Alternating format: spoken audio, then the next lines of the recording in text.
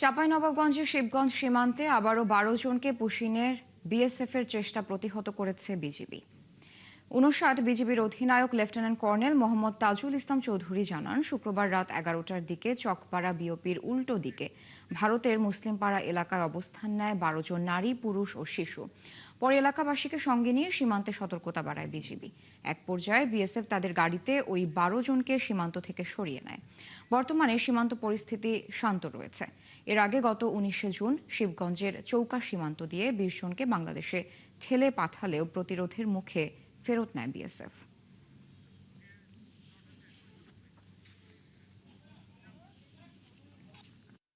চাকপাড়া সীমান্ত দিয়ে বেশ কিছু লোক তারা বাংলাদেশে পুশিং করার চেষ্টা করছে।